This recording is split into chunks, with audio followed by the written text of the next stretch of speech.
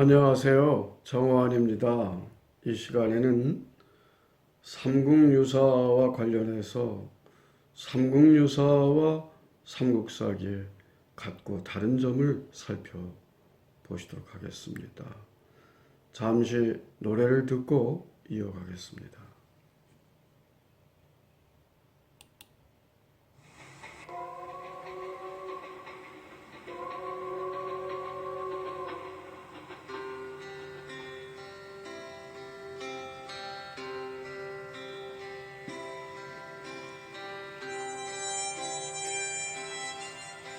우리의 역사를 찾아서 삼국유사와 삼국사기를 찾아서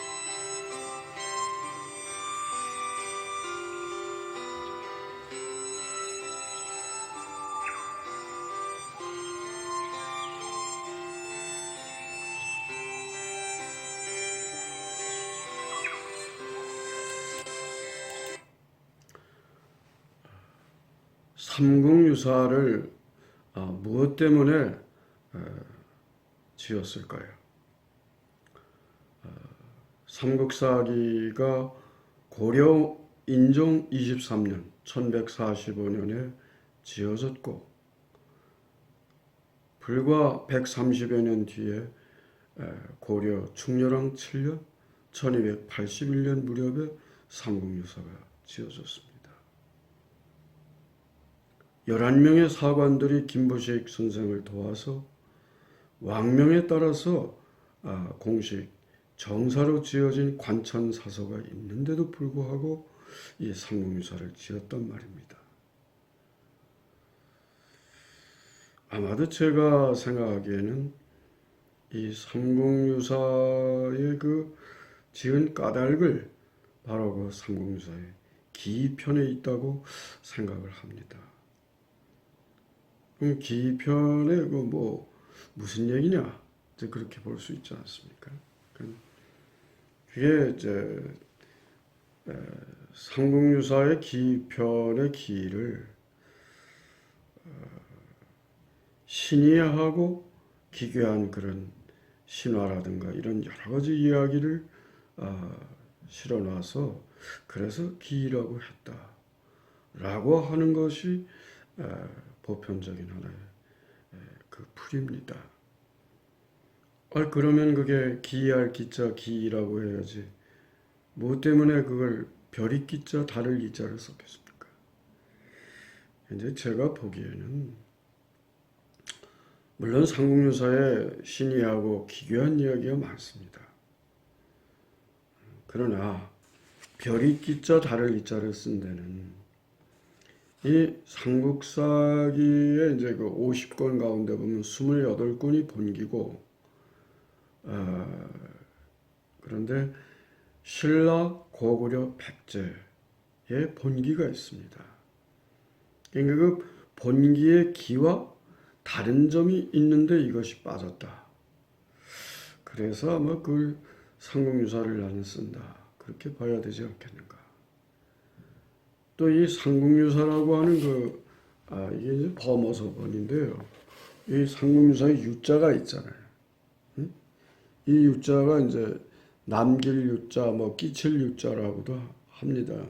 유산이라든가 유적이라든가 여러 가지가 있는데 또 한자의 그 자전을 보면 빼놓는다는 의미가 또 있습니다. 삼국사기에서 빠져있는 그런 역사적인 사실들이 있는데도 불구하고 왜 이것을 뺐는가?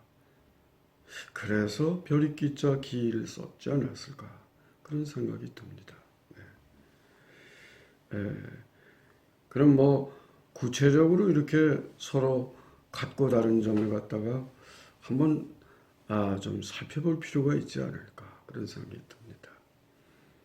그러면 이제 다른 점이 그 역사의 그 역사 소설의 출발점이 다르다. 그 삼국사기로 보면은 기원전 57년에 신라 시조 혁거세 왕이 육부촌의 그 촌장들과 함께 이런 그 신라를 건국하기에 이르렀습니다. 그러니까 삼국사기로만 우리가 말한다면은 우리 한국의 역사는 2057년 정도가 되지 않겠는가. 그러니까 이 삼국사기의 이제 다른 점이라고 그랬잖아요. 뭐가 다르냐? 그냥 기원전 2333년 전에 겨우 고조선의 단군 왕검이 평양에 조선이라는 나라를 세운 이후에 유만이라든가 부여라든가 고구려라든가 발해라든가 뭐 백제 이런 신라로 이어지는 이러한 상고사의 역사들이 빠져 있다 이 말입니다. 더불어서 이 가락국기 기편 상류사 기편 맨 마지막에 나오는 그 가락국기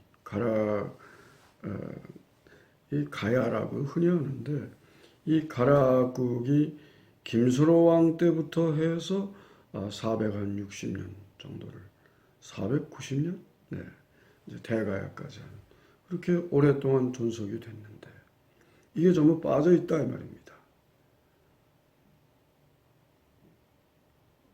또 우리가 그 향가 하면은 뭐 인제 아주 신라를 삼국을 대표할 만한 하나의 고대 시가 가운데 하나인데 그 또한 빠져 있지 않습니까? 삼국사기에는. 그러니까 이 역사 서술의 출발점이 다른 거예요. 이걸 가지고 이제 그 일제강점기에 식민사학을 했던 그런 사람들은 이른바 식민사관에 따라서 그거는 씨나라 까먹는 얘기지 귀신이 씨나라 까먹는 얘기지 그게 무슨 너네들 정통한 역사야. 그건 아니야. 그 삼국사학의 중심이잖아. 따라서 우리 일본의 역사가 그대들보다 우리가 400년이나 앞서 있다. 중국의 또 동북공정에 따르는 그러한 또 중화 문명을 갖다가 설명하면서 그 시원점을 설명하는데 이런 그 발해라든가 고구려라든가 단군 조선이 이걸 전부 황제 문명으로 이 사람들이 그걸 또 치부해 버리고 말았다 이 말입니다. 그러면 이게 참으로 이게 참 매우 참 안타까운 일인데 일제강점기에는 자기들 마음대로 칼자루 쥐고서 휘둘렀으니까 어쩔 수 없지 않습니까? 광복이 된 지가 벌써 70년이 넘었잖아요. 근데 아직도 한다는 강단사하게 그 식민사관에서 그 주장했던 단군의 그런 역사는 신화고 아무것도 아니다. 신화야 그냥 이야기야 그냥 역사는 아니다 이 말이지. 그렇게 한다 이 말입니다. 그럼 과연 그럴까요? 발생과 발전이라는 건 다릅니다. 상국유사가 충렬왕 7년 1281년 무렵에 일현선사가 경북 군위군 고려면 인각사에서 마무리 작업을 했다 이렇게 이제 보면 그때는 단군 왕검이 고조선을 세우고 1500년 동안을 다스리고 1908세에 아사달의 산신이 되어서 생을 마감했다고 하는 거니까 그 자체로만 보면 1500년 사는 사람이 어디 있고 아주 나라를 다스린 사람이 어디 있고 1900년을 사는 사람이 어디 있냐. 응? 그러니까 귀신 신화를 까먹는 얘기지. 예?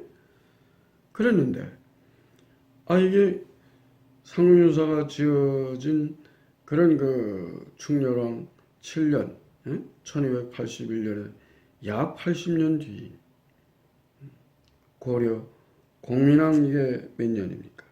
12년? 1363년에 이르러서 당시에 종일품 수문화 시중을 했던 행촌 이암 선생이 강화도에서 단군색이라는 책을 썼습니다. 무슨 어떤 근거로 자료를 보고 썼겠죠.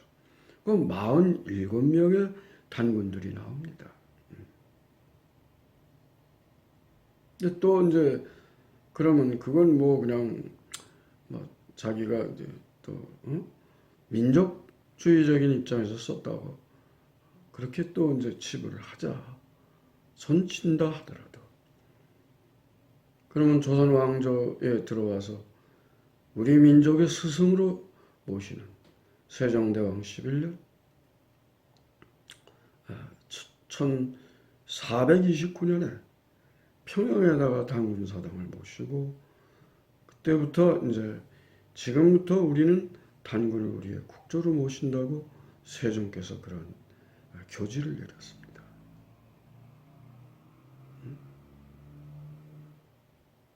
그때 세종을 도와서 이를 좌의정의 그 정무를 참 힘썼던 언덕원자 이원이라는 분이 있었는데 그분이 바로 60여 년 전에 그 단군세기를 썼던 행촌 이암 선생의 친손자였습니다. 네. 그러니까 이거를 그냥 이거 아무것도 아니다. 그러면 그때 유물유적이냐 기록이냐? 그럼 단군세기가 기록이지 않습니까? 그럼 그 유물유적이 어디 있느냐? 요동반도에서 그 청동기에 그 비파용 청동검이 나왔고 비파용 투가 나왔고 고인돌이 나왔고 1990년 전후해서 요하문명의 또 그런 하가전 하청문화 상층문화에서 그런 또 유물유적들이 나왔지 않습니까? 제가 2016년 중국 장춘에 있는 길림성 장춘시에 있는 길림 외국어대학에 한 1년간 가 있었습니다. 2월 달에 갔어요. 그 바로 한 2달 전에 2015년 12월 21일로 기억합니다. 중국 공무원에서 발표를 했어요.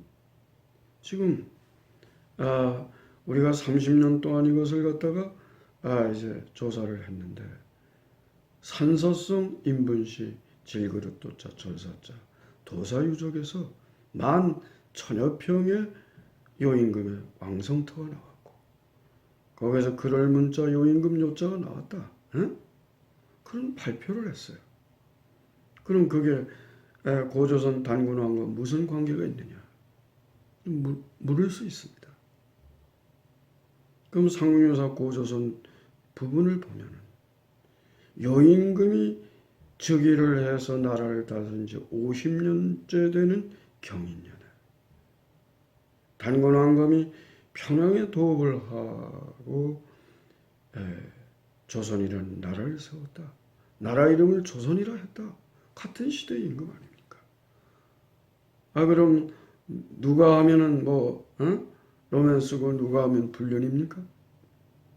중국에 하면은 그 요임금이 역사적 인물이 되고 우리 그럼 상무사에 나오는 단군왕검은 그럼 신화적 인물인가요? 그건 아니죠. 네. 그 다음에 우리가 이게 이 왕력의 순서가 달라요. 그러니까 다를 수밖에 없지 않습니까? 그러니까 삼국사기는 신라, 고구려, 백제를 이렇게 봉기가 이어졌지만 삼국유사의 봉기는 단군조선부터 이어진다. 단군, 위만, 부여, 동부여, 북부여가 있지 않습니까? 그 다음에 고구려, 발해, 백제. 그 다음에 이제 신라 이런 식으로 해서 가락국기로 끝나지 않습니까? 그러니까 이제 이렇게 왕력의 어떤 편찬 순서가 달라진 겁니다. 또 그 삼국사기의 역사관을 보게 되면은 이 김부식 선생의 삼국사기에는 왕과 귀족 중심의 그러는 역사적인 사실들을 중심으로 해서 어떤 당나라에 대한 어떤 사대주의적인 그런 그 역사 기술을 했지 않았냐 하는 그런 의구심을 떨칠 수가 없습니다. 그럼 예를 들어봐라. 신라보다 훨씬 컸던 고구려와 백제가 어떻게 왜 망했느냐? 망한 원인이 뭐냐? 아니, 당나라의 당나라를 제대로 섬기질 않아서 그래서 망했다고 그렇게 적고 있습니다. 응? 그게 참 말이 됩니까? 그런데 상국유사는 어때? 하늘에서 내려왔잖아요. 환인이 아들 서자인 환웅이 신단수 아래로 내려와서 태백산, 지금의 백두산으로 우리는 추정하지 않습니까? 그 내려와서 웅녀와 이제 이렇게 관계를 해서 단군왕금을 만들어. 이건 하늘로부터 내려오는 우리는 천손이 내려와서 세운 나라다. 이건 완전히 자주 독립을 선언한 것이죠. 네. 이게 참 자주적인 어떤 그런 역사관이 아닌가 그렇게 볼 수가 있고요. 그다음에 이제 삼국사기 열전이 있지 않습니까? 열전은 이제 뛰어난 인물들을 쭉 정리해 한 10권 내외가 되지 않습니까? 근데 거기에 3권은 김유신 대장군의 상권, 중권, 하권이 3권이나 돼 있어요. 이러한 그 나라의 충성하는 충신, 또 어떤 그 정절을 지키기 위한 여성들이 지켰던 어떤 그 연려, 효자, 또 연개소문처럼 이제 임금을 뒤엎고 나라를 망하게 한 그런 반신, 역도들에 대한 얘기도 나온대. 그런데 원효라든가 자장이나 의상과 같은 정말 나라가 힘들고 어려웠을 때에 군사 자문을 해주고 여러 가지 그 정치적인 도움을 주었던 그런 그 고성 대답들은 전혀 뺐습니다. 아울러 한국의 불교사를 이어서 간 것이죠. 해등 고성전이라고 할 수 있는데 삼국유사 이제 권사의 의회편에 보면 14분의 그런 그 고성 대덕들이 실려 있지 않습니까? 그 다음에 또 이제 삼국사기나 이런 데 보면 되게 이제 왕족이나 귀족이나 지배층들이 주로 나옵니다. 근데 삼국유사는 어떻습니까? 임금에서부터 저 아래 계집종까지, 웅면비, 연불, 서승에 보면 그 계집종이잖아요. 여자 모습이잖아요. 그런 사람들까지도 성불을 할 수가 있고 남녀노소 누구나 특히 외국에서 온 사람들까지도 다 이런 어떤 역사적 사실을 아주 그 평등하게 민주적으로 기술하고 있다는 것이죠. 네. 그럼 이제 삼국사기와 삼국유사가 공통된 점은 또 무엇이 있을까? 이 자료의 내용을 보면 이 삼국사기나 삼국유사 모두가 다 나라가 힘들고 어려웠을 때 나온 겁니다. 삼국사기는 이게 국내적으로는 굉장히 소위 말하면 권력 다툼에 귀족들의 권력 다툼이 있고 밖으로는 금나라의 어떤 군신 관계를 맺을 수밖에 없는 그런 참 힘들고 어려운 시기에 나왔고 삼국유사는 어떻습니까? 이게 이제 말하면 고려 고종 18년 1231년부터 9차례에 걸쳐서 30수년 동안을 30년간을 갖다가 몽골의 참 말발굽 소리에 짓밟혀서 지낼 수밖에 없었습니다.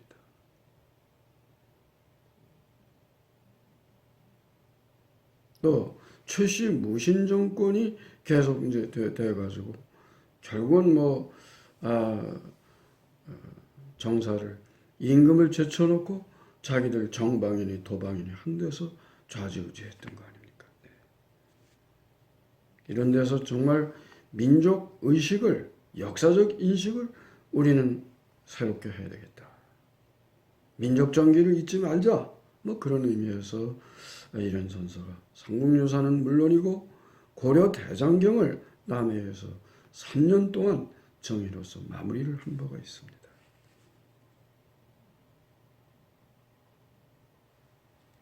참으로 우리가 이 힘들고 지금 어려운 때입니다. 모두가 지혜를 모으고 마음을 합심해서 우리가 이 국난 극복을 하는데 이러한 민족 정기를 지켰던 이런 그 옛 어른들의 어를 되살려야 되지 않겠습니까? 건강하고 행복하세요.